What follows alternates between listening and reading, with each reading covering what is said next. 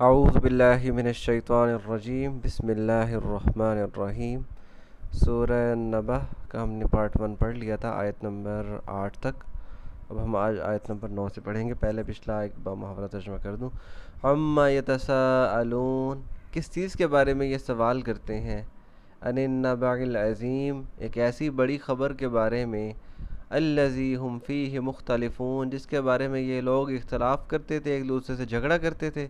کلا، ہرگز ایسا نہیں، سیعلمون، ان قریب جان لیں گے، ثم پھر، کلا ہرگز ایسا نہیں، سیعلمون ان قریب جان لیں گے۔ الم نجعل الارض مہادا، کیا ہم نے زمین کو بچھونا نہیں بنایا؟ والجبال اوتادا، اور پہاڑوں کو میخیں۔ وخلقناکم ازواجا، اور ہم نے تمہیں جوڑے جوڑے پیدا کیا۔ اب آج ہم پڑھتے ہیں آج کی آیت سے۔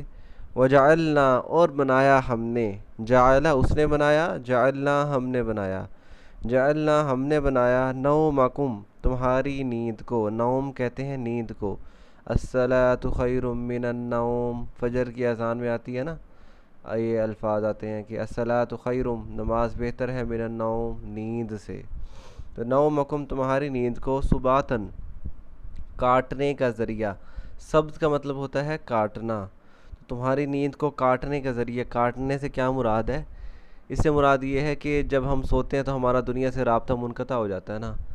ہم نے کبھی یہ غور کیا کہ ہمارا دماغ ہم جتنا مرضی روک لیں وہ سوچنے سے نہیں ہٹتا، ہر وقت کچھ نہ کچھ سوچتا رہتا ہے، سوچتا رہتا ہے، اور جب ہم کہیں کہ اب کچھ نہیں سوچنا، اس وقت وہ زیادہ سوچنا شروع کر دیتا ہے۔ تو یعنی سوچنا ہمارے اختیار میں نہیں ہے، ہم اس سے نہیں بچ سکتے۔ تو یہ جب نیند آتی ہے تو اس وقت دماغ کا رابطہ باہر کی دنیا سے منقطع ہو جاتا ہے، اور اس وقت دماغ کو کچھ سکون، کچھ آرام ملتا ہے۔ ہمارے جسم کے ہر حصے کو جب بھی کوئی کام کرتا ہے اس کے بعد اسے آرام، سکون کی ضرورت ہوتی ہے، تاکہ وہ دوبارہ ریفریش ہو کے، تازہ دم ہو کے دوبارہ کام کر سکے۔ لیکن ہم اپنے دماغ کو خود بند نہیں کر سکتے، خود شٹ ڈاؤن نہیں کر سکتے۔ تو یہ اللہ تعالیٰ کی بہت بڑی نعمت ہے نیند کا ہونا۔ کبھی کبھی جب ہم ساری ساری رات جاگتے ہیں، ہمیں نیند نہیں آ رہی ہوتی، اس وقت ہمیں احساس ہوتا ہے اس چیز کا کہ نیند آنا بھی کتنی بڑی نعمت ہے، اور یہ بھی ہمارے اختیار میں نہیں ہے کہ نیند آ جائے۔ کبھی کبھی تو بالکل نیند نہیں آ رہی ہوتی۔ تو یہی ہے کہ وجعلنا نومکم سباتا، اتنی چھوٹی سی چیز جو ہم ہر روز سو رہے ہیں، اور ہم یہی غور نہیں کر رہے کہ ہم سو کیسے جاتے ہیں۔ سائنس ابھی تک یہ نہیں سمجھ سکی کہ نیند کیسے طاری ہوتی ہے، اس کے پیچھے اس کا فنومینا، اس کا میکانزم کیا ہے نیند کا، کہ انسانی جسم پر نیند کیسے طاری ہو جاتی ہے۔ تو وجعلنا نومکم سباتا، اور ہم نے نیند کو آرام کا، کاٹنے کا مطلب آرام کا ذریعہ بنایا۔ وجعلنا اللیل، اور بنایا ہم نے رات کو، لباسن لباس، یعنی لباس جو اوڑھ لیتا ہے، جو انسان کے عیب چھپا دیتا ہے۔ تو ایسے رات جو ہے وہ انسان کے کئی عیب چھپا دیتا ہے۔ وجعلنا النہار، اور بنایا دن کو، معاشا، معاش روزگار کا ذریعہ، کام کاج کا ذریعہ۔ یعنی یہ جو ہونا مطلب یہ مکمل دن بھی ہو سکتا تھا کہ دن ہی رہتے، یا رات اندھیرا ہی رہتا۔ یہ جو مختلف وقفوں کے بعد کبھی دن آ جاتا ہے، کبھی رات آ جاتی ہے، کبھی دن آ جاتا ہے، تو یہ کیوں آ رہے ہیں؟ وقت عدل بدل کے کیوں آ رہے ہیں؟ ان فی اختلاف اللیل والنہار، یہ جو دن اور رات کا بدل بدل کے آنا ہے، اس میں بھی آیاتن نشانیاں ہیں جو اللہ تعالیٰ نے جگہ جگہ قرآن پاک میں فرمایا ہے۔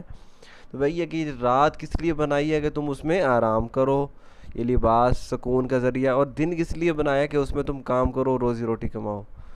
وبنینا، اور بنایا ہم نے، فوقکم، بنینا بنایا ہم نے، یہ سمپل، فوقکم تمہارے اوپر، فوق کہتے ہیں اوپر کو، فوقکم تمہارے اوپر، سبعن سات، شدادن، شدادن کا مطلب ہوتا ہے شدید، سخت، یعنی شدید سے مراد سخت، مضبوط، یعنی آسمان کے باہر کی چیز ہمارے اوپر نہیں گرتی۔ اتنے خلا میں سیارے موجود ہیں، ستارے موجود ہیں جو گردش کر رہے ہیں، لیکن کوئی بھی آ کے زمین کے اوپر نہیں گرتا، زمین سے نہیں ٹکراتا۔ کیوں نہیں ٹکراتا؟ یہ آسمان، شدید سخت آسمان موجود ہیں جو کوئی کسی بھی چیز کو اپنی حدود سے باہر جانے سے روکتے ہیں۔ تو اور یہ سورہ ملک میں تو بڑا پیارا ہے کہ بھی حل تری من فطور، تم آسمانوں کی طرف دیکھو، کیا تم اس میں کوئی فطور، کوئی خرابی نظر آتی ہے؟ پھر دیکھو، پھر دیکھو، تمہاری نظر لوٹ آئے گی تمہارے پاس، تھکی ہوئی ہوگی اور وہ مایوس ہوگی۔